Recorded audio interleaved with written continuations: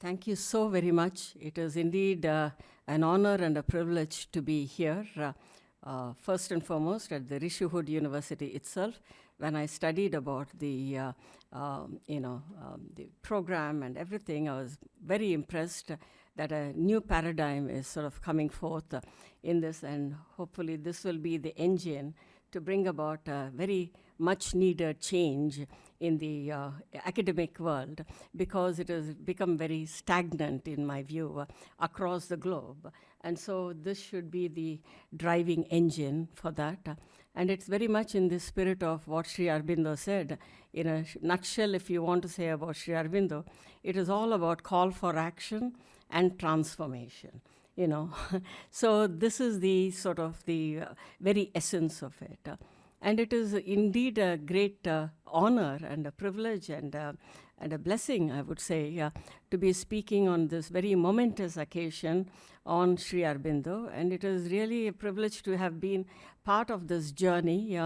I recently just finished a chapter for Debashish Banerjee, edited volume, and the title of that was Life as Pilgrimage, and that is the sort of the integral yoga. So within some of the things that I have written, I will try to address today's talk, and I definitely need the blessings of the Mother. Ya Devi Sarva Bhuteshu Matru Rupena Samsita Namastasye Namastasye Namastasye Namo Namaha.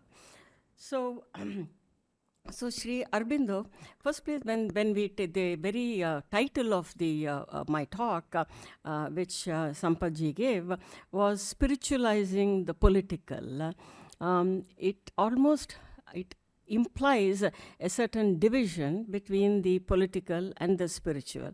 But in reality, when we look at Sri Aurobindo's works, it is a continuous flow. It is a continuum. Whether we sense spirituality in his very early works in Vande Mataram and other works, and we sense even the political dimension, the social dimension, the aesthetic dimension. So it is so multi-layered, a great thinker like Sri Aurobindo, that we don't need to kind of separate this. So in his early, so what I will try to do today is to bring in some of my other works where Sri Aurobindo, appears. Sri Aurobindo is not somebody who just features in my bibliography. Yeah. He is part of my biography. Yeah. It is his. You stand on their shoulders and think. They give you. You enter that world. That world has precious ideas to offer. He's a great generator of ideas.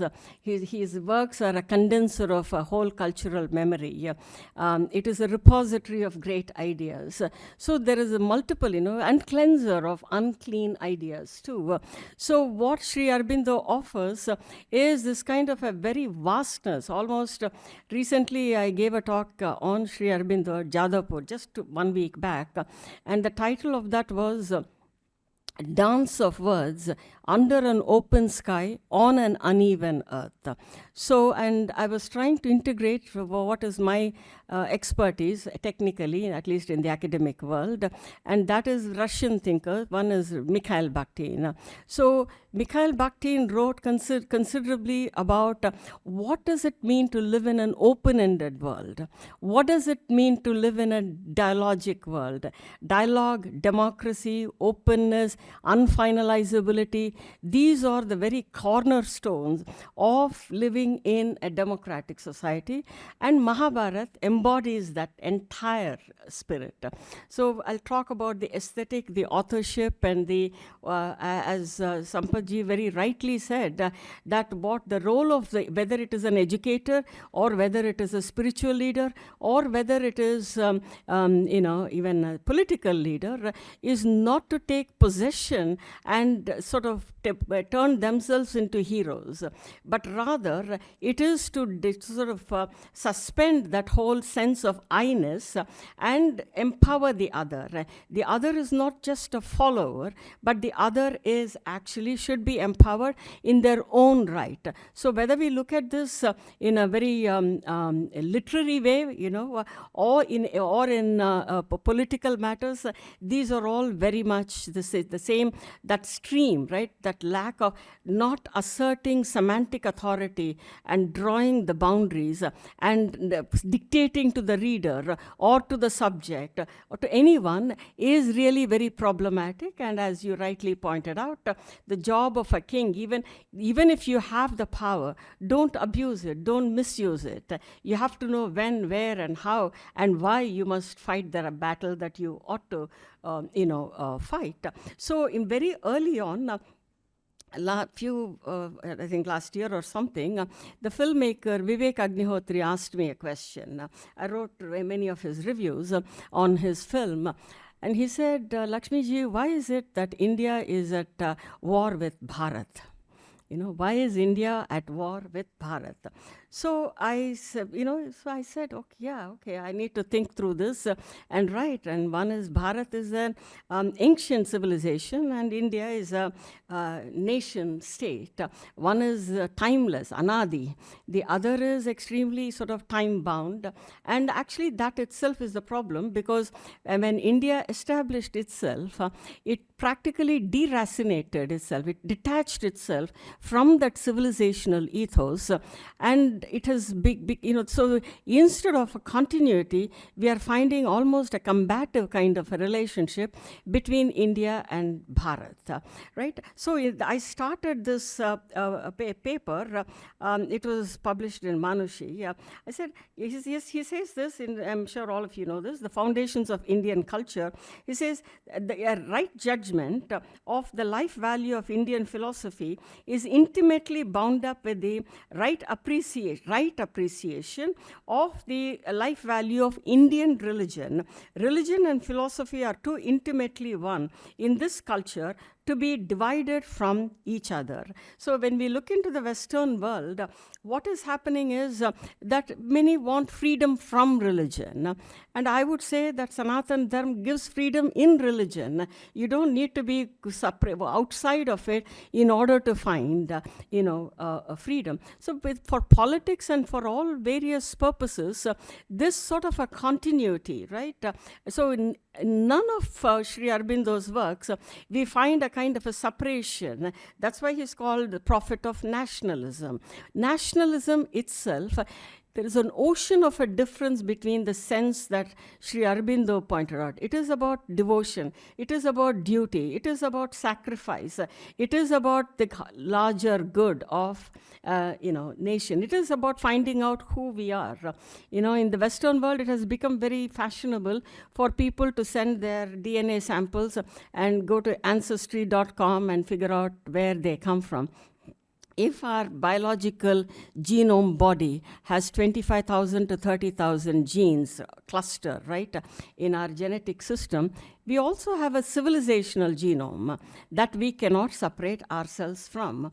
We can only know how to channel that, and how, as you rightly pointed out about Samaj, very beautifully etymologically you explain the very word of Samaj, that it is that unity, it is that driving force, and it is the equanimity, equality, samata, right? The other lecture that I gave at Jadavpur was laughter, God's stamp and seal on the siddhi of samatha.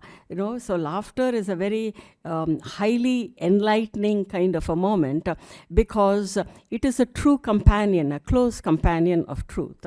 So unless something is connected with that truth, satya, dharma and conventions are more flexible. They can be, because they change according to the spatio-temporal upheavals. but they all have to serve in the interest of Satya. That truth stays eternal. That cannot change, right? That is the ultimate, So when we separate ourselves from this kind of integral, very vastness of the cosmic truth, then we are falling into falsehood, right? Rigid ideologies. Ideology should be interpreted as social evaluation, which is integral to the very nature of interpretation. Philosophy cannot happen, or even interpretation, studying anything, understanding something, is not like understanding is a cognitive activity and emotions is a work of the heart, and then judgment is another domain. No, they're all always integrated. We are in, the question is, where is the subtlety of Dharma coming in, from our ancient traditions? Where is this coming from? How do we sort of, navigate this open-ended world? So the other, since I said my expertise is on Mikhail Bhakti, just to enhance the explanatory capability of Sri Aurobindo, because they share quite a bit in common. Both of them were incredibly fascinated with the incredible plenitude of differences.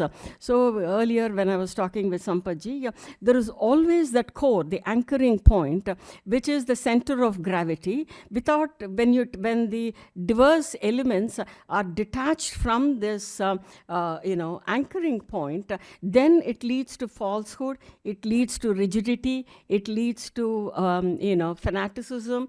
All these are really grave dangers. So what Aurobindo is really talking about in all his varied works, any segment that you read in Savitri or Life Divine, life itself needs to be divinized, right? It is not enough to just for the consciousness to ascend, which is important and which is necessary, the ascent.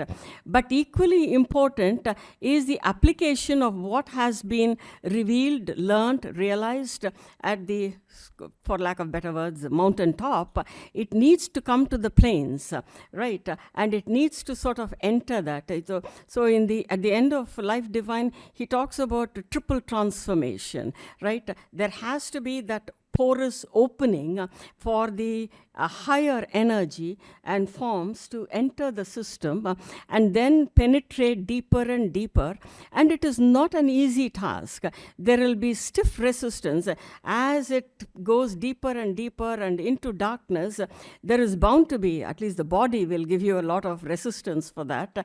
And so unless that opening happens, it cannot, evolve. It cannot transform. You cannot make life divine. So one of the books that I wrote, more from the Bhaktinian sense, and I do write quite a bit, weave in Sri Aurobindo, is difference, dialogue, and development.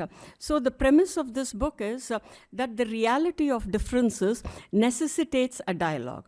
But just because it necessitates a dialogue, and when you don't respond to that call for dialogue, what happens is there is nothing that can happen, because in the culture, the monologic impulses, meaning the single-voiced, single determinant, these are all very problematic. Sri Aurobindo or even Bakhtin among the Western thinkers, or Nietzsche, they all celebrated that kind of incredible centrifugal and centripetal forces in culture. Culture by its very nature is heterogeneous. History by its very nature, because culture is heterogeneous, history is packed with contradictory forces. Always. It cannot be any other way. So he is not calling for some sort of a sanitized do this, to do and not to do kind of an manual for the political world. But rather what he is talking about is your eye should be on the truth and knowing fully well about the murkiness of dialogue and in the open-ended world, because dialogue is not something, we don't want to make it utopian. It is not a prescription. It is a process. Dialogue is both an indicator of development, and it is also the very method for development. So the methodology is very critical in all our, for that matter, one would say that the entire Sanatana Dharma itself is a methodology to find the truth. So even if you momentarily want to suspend God, because God complicates matters occasionally, particularly in our academic world, and therefore you try to kind of you utilize those methodologies in order to, whether it is the pursuit of science or whether it is the pursuit of humanities, because humanities and sciences must kind of converge, because there is art in science and there is science in art. And when that is kind of removed, then what happens is it becomes an empty phantom ideals, and that is exactly what Sri Aurobindo was sort of cautioning us against. Once you respond to that call of dialogue, I read entire Sri Aurobindo's works, whether it is Life Divine or Savitri, on these very multi-leveled manner.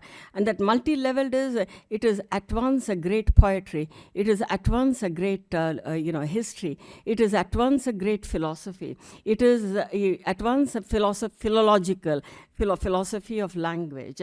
He is, the reason that I earlier mentioned that the title, Dance of Words, is because Sri Aurobindo makes the words dance. And dance is a complete art form, because that is the nature of the Lord Shiva, Nataraja. That is what makes the whole world move. And so the same God who is the Lord of stillness, right, the yogi, Adi Yogi, is also the one who dances and makes the body move. And that, the stillness and movement, the combination, the intersection of it, is what actually Sri Aurobindo shows through his works. He takes a simple story from Mahabharata. See, I use it in order to, first place, Mahabharata and Sri Aurobindo's works, the subtleties of the Dharma, the complexities of the political world are both kind of, they parallel. And I use an expression from his poem, and this is so apropos to Mahabharata, which is that it outmeasures space, outlasts time. Outmeasures space and outlasts time. So it is Anadi, right? It is the great time. It is the Mahakal. Mahabharata itself is the Mahakal, and that Mahakal, for each and every moment in the historical time, it is responding to that. So the Mahakal doesn't just simply stay separate. It is all the time connected to the present world. So the mark of any great works, and the reason that these works have stood the test of time, is because their books, their words, they speak to every minute, every time. For so many decades, you open Savitri or Sri Aurobindo, any of his poems. At every time, in every reading, you find something new. You discover something new. You discover some kind of an exercise in imagination. Without that, it is impossible to, when you want to exert a kind of ugly control over the text, then you lose it. We have to, that is one of the things I think new modes of education and new pedagogy has to be very, very mindful of, which is that, when I wrote this book, that too in America, doing this work on Mahabharata in a psychology department was not so easy. But I was very fortunate to have an advisor and a group of, in the committee to say, okay, you are saying something interesting, and we will let you do that. Whereas in most PhD programs, there will be a professor who has a certain project, and all the students will be sort of advancing his. This is very problematic, because when the teacher When we go back to Upanishads, I think you are better equipped, Sampathi, that itself is a dialogue, isn't it, between the teacher and the student. Through the dialogic consciousness, or our dialogue emerges through that kind of exchange, and that is how knowledge and reality we realize. It is not, Vedas are revelations, but Upanishads are, it is realized through this kind of dialogue. So dialogue, development, democracy, these are all very united, they're all very interrelated terms. They cannot exist without the other. So what does it mean to live in a completely open-ended society? I like to bring in from Bakhtin the concept of answerability. Answerability is very, very critical, where in any dialogue there has to be an active listening, and there has to be certain receptivity to divergent viewpoints. You don't need to agree with everybody, but you must at least give everyone a fair hearing, so to speak, because without that, dialogue cannot proceed. It is that diversity that will create, in a single consciousness, what is there to dialogue? You're only having a conversation with yourself.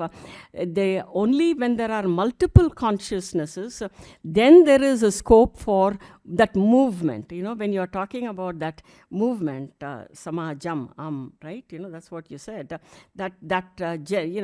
Mobility, right? To create that semantic mobility, we need that kind of dynamic force in order to be able to propel the, in that semiosphere, to be able to discover, new meanings and new, thoughts. So when we look, one of the beautiful things about Sri Aurobindo, is not only reading Savitri is one kind of a delight, but reading letters on Savitri is another kind of a delight. And the reason is that in the letters on Savitri, he's actually responding to every question without just being very dismissive or anything. And he never says, he'll be very open and candid about it, but he's not dismissive about it.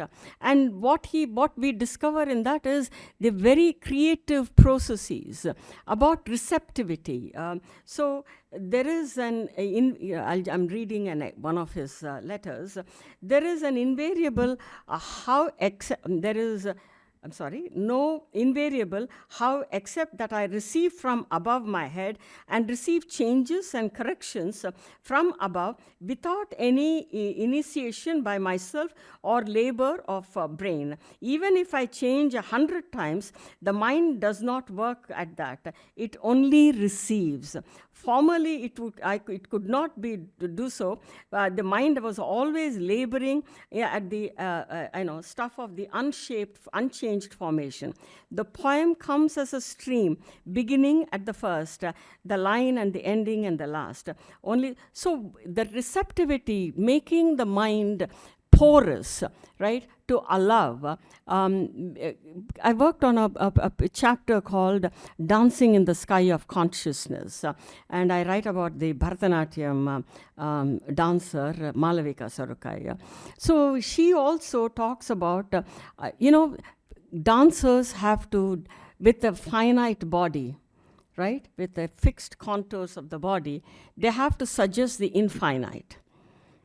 In order to suggest, not represent, it is impossible to represent. It is left to that imagination to sort of point out, this is how the divine possibly is. And to do that, one must be able to sort of bring in and allow the cosmic dancer who is pouring his special gifts to his chosen subjects, so that this art form might continue and proceed. So she talks about any kind of a dance production where she is sort of letting this higher power, enter your system, excuse me, so that so there is so much sadhana that goes on. No, I have water here. Thank you. There is so much sadhana that goes on in this invitation. You might have all the language. Sri Aurobindo also says, okay, you have the words, you have the grammar, you know how to string the words, but there is something much, much deeper. Deeper than just simply following the language. But see, language itself, whether it is words or in dance, the dance language, it is an open-ended system. It is an unfinalized system, right? Therefore, through that body, the language of the body is a fixed contour. But the language of the body is very open-ended. And that's why a dancer can suggest the infinite, through the dance form. Similarly, through the words too. So that is the reason that the word, so Sri Aurobindo all talks about how language itself has its own temperament, its own caprices.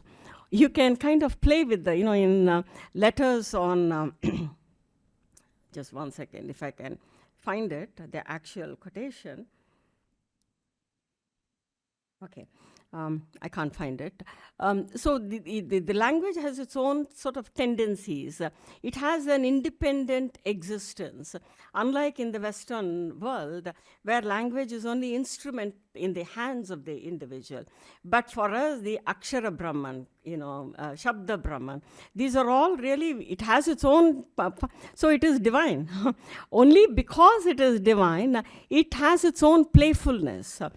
Because it is divine, it has its own grammar, it has its own structure, it has its own rules. We cannot violate that rules. So Sri Aurobindo says, only if you are the chosen subject of that Vakdevi, right, then you might be able to play with it. She might be graceful in accepting it. She might shower her grace in sort of acknowledging, because you're the chosen subject. So whether it is some, with people who can play with the language, they are able to kind of bend the certain rules in order to be able to let language. So that exception to the rule is, so in language there is always both the structure and the freedom. That freedom is not without the structure, not without conventions. So this is extremely critical, even in the political world, because since that is the topic today, is that for like how dialogue is it's very murky. It has a utopian element, but it is not utopian. It just has that, because it is government of the people, by the people, for the people. In order for that to kind of be strengthened, the activity must be from all sources, from the people also. I like to sort of, I write this in Mahabharat in my book, and this is also so true of Sri Aurobindo's entire political philosophy. And that is once, this is from an Italian thinker named Giambattista Vico. And Vico talks about, in the history of consciousness, so to speak, the first one is the theocratic world. The theocratic world is God is the puppeteer, and everybody is a puppet, and he moves the puppets at his will, and so that's one way of thinking. There we are at the mercy of just a higher power.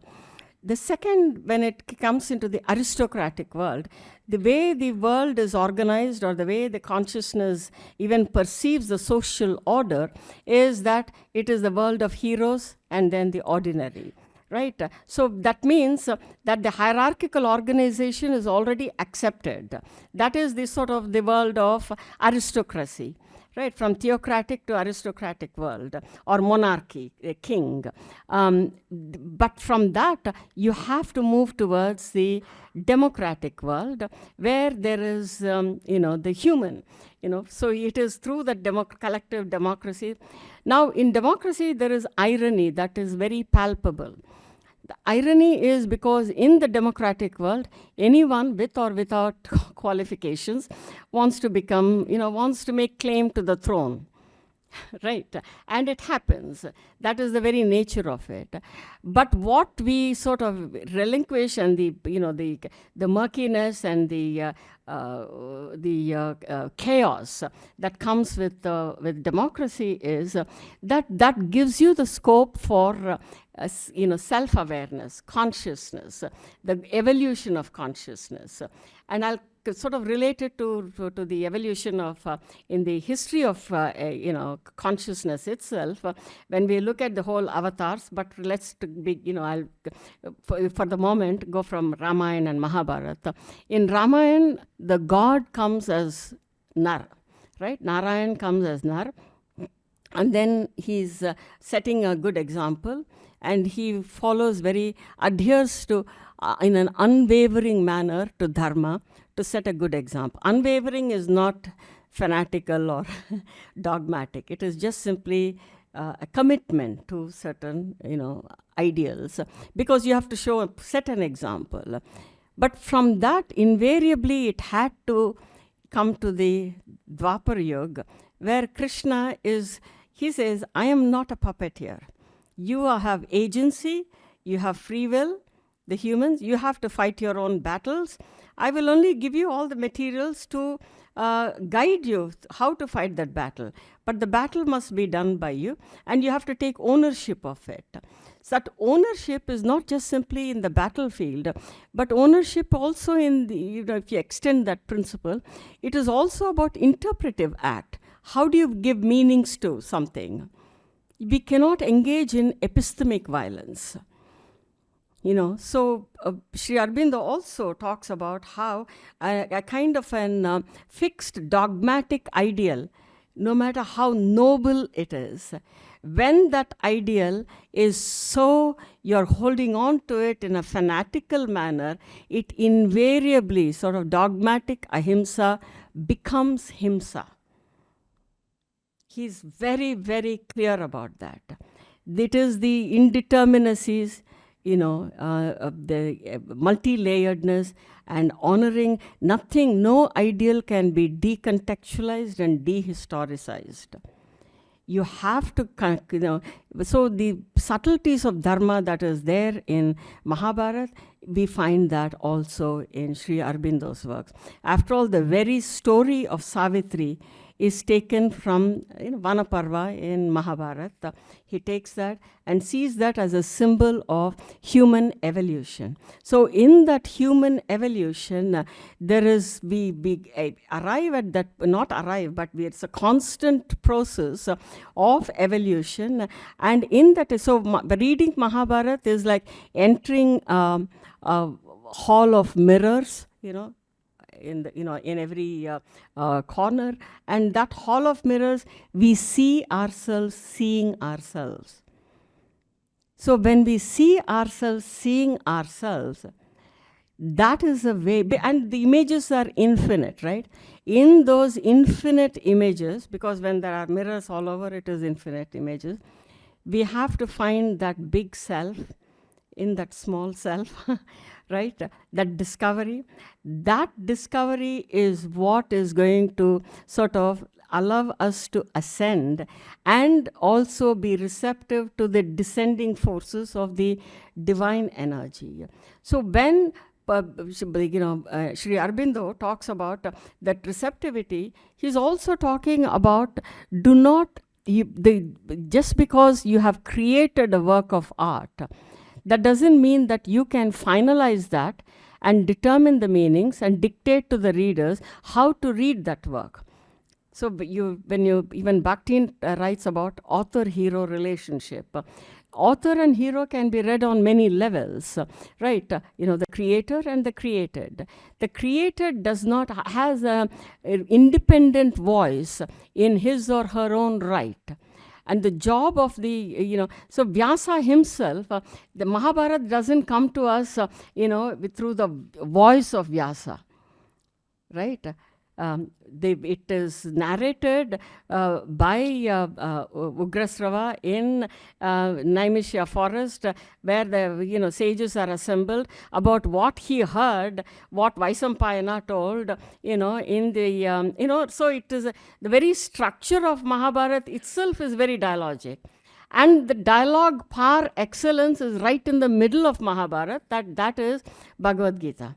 And Sri Aurobindo not only sort of highlights that dialogue, his commentary itself is an incredible dialogue with Mahabharata, with Bhagavad Gita. In fact, I tried so much to visit the Alipur jail cell. I thought I needed some energy, but somehow the politics and the bureaucracy of the day did not permit me to do so. So the what Sri Aurobindo talks about is, one needs to dialogue with fate. Fate, destiny, or even, he says in book 2, Canto 2, cosmos is no accident in time.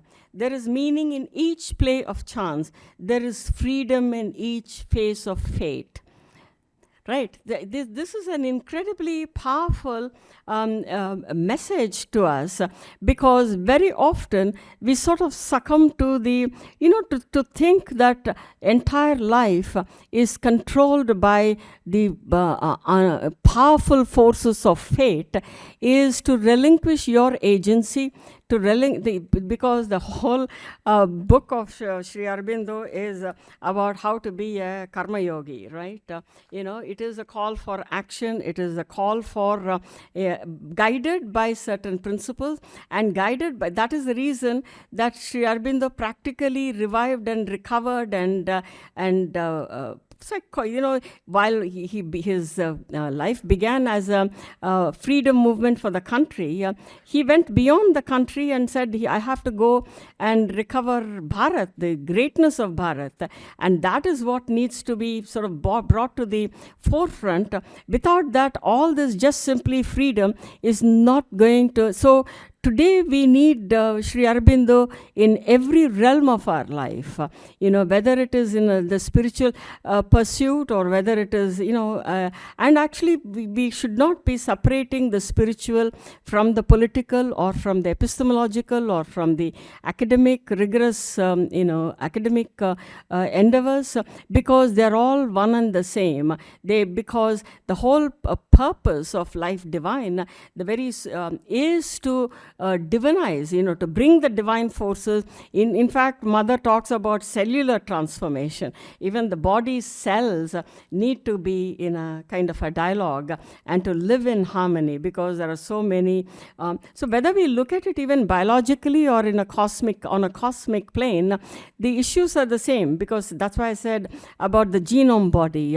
There are the classes, how the genomes express, about the genes in the genome body express themselves, has also to do with the surrounding genes and also the environmental conditions, epigenetics.